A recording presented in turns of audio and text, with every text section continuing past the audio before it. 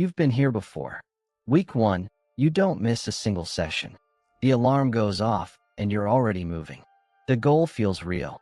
Possible. Close. Week 4, the alarm goes off. You lie there, and something in you just doesn't. And the worst part? You don't quit all at once. You quit one small decision at a time. The student doesn't quit studying. He just checks his phone for 5 minutes. The creator doesn't quit YouTube. He just skips today's upload. One small decision quietly becomes a pattern. And somewhere between week 1 and week 4, the goal you cared about stops feeling like yours. This isn't weakness, and it has nothing to do with how much you want the result. It's a conflict happening inside your brain, one that was built millions of years before gyms or deadlines or YouTube channels existed. Most people think dopamine is the pleasure chemical, the thing your brain releases when something feels good. That's the popular version. The actual science is different. Neuroscientist Wolfram Schultz spent decades mapping dopamine neurons. What he found is this: dopamine doesn't respond to reward. It responds to the prediction of reward. Think about the last time you ordered food. The excitement before it arrived, that's dopamine. The moment you started eating, that's something else entirely. The anticipation is the signal. And this creates a problem most people never see coming. When you start a new goal, the anticipated reward can make the future version of you feel vivid and close. That anticipation can make the first few sessions feel almost effortless. But here's where it starts to break down. The actual work isn't the reward. It's the cost. And the real results, the visible ones, the ones that feel like proof, won't arrive for weeks, sometimes months. Your brain predicted a reward. The reward didn't arrive on schedule. And when the long-term goal stops delivering enough immediate reward, your attention becomes easier to pull towards something else. Your phone, a video, a snack. These aren't accidents or distractions. They're faster feedback systems.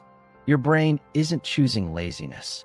It's choosing the option that delivers something right now instead of 6 months from now. Scientists call this temporal discounting, the brain's tendency to shrink the perceived value of rewards the further away they sit in time. But dopamine isn't the only reason your consistency collapses. Here's where the story changes. Research using fMRI scans has shown that when humans make decisions involving delayed rewards, the prefrontal cortex activates, the part of the brain responsible for long-term planning, rational thinking, and imagining future consequences.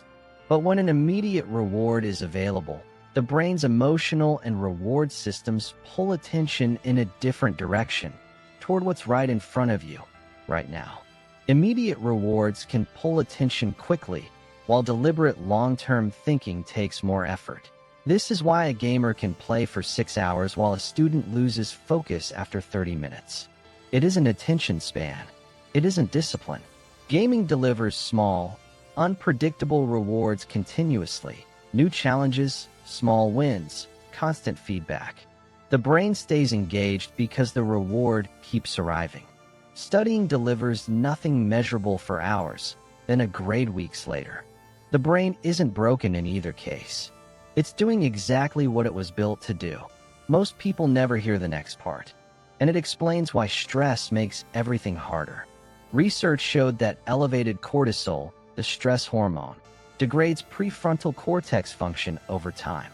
The part of your brain responsible for long-term thinking becomes less effective precisely when life gets harder. This creates a cycle most people recognize immediately when they hear it. The more overwhelmed you feel, the harder it is to maintain the habits that would reduce the overwhelm. The system that's supposed to help you most tends to go quiet first under pressure.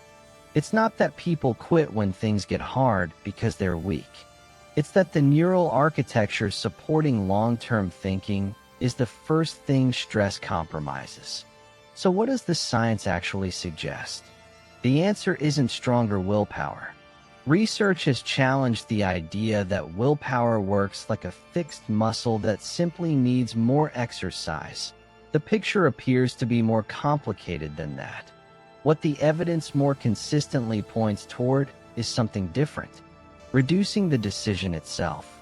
Neuroscience research on habit formation shows that behaviors repeated consistently, same context, same time, same cue, gradually shift from requiring conscious effort to something closer to automatic. The decision stops happening consciously.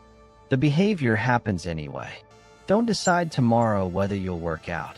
Put it on the calendar tonight. When tomorrow comes, you're not deciding. You're executing. The creator who uploads consistently doesn't wake up inspired every week. They remove the morning negotiation. The script gets written because it was already scheduled, not because motivation showed up. This is why the most consistent people aren't necessarily the most motivated. They're the ones who remove the daily negotiation. The question of whether to do it stopped being a question. The brain evolved long before 12-month goals were part of everyday life. It was built for a world where the reward for effort arrived the same day: food, safety, shelter. A world where waiting 6 months to see results would have been a survival disadvantage. That world is gone. The brain hasn't caught up. But knowing the mechanism, knowing exactly why the alarm feels different in week 4 than it did in week 1, changes something about the relationship with it. The feeling of not wanting to isn't a signal that the goal is wrong.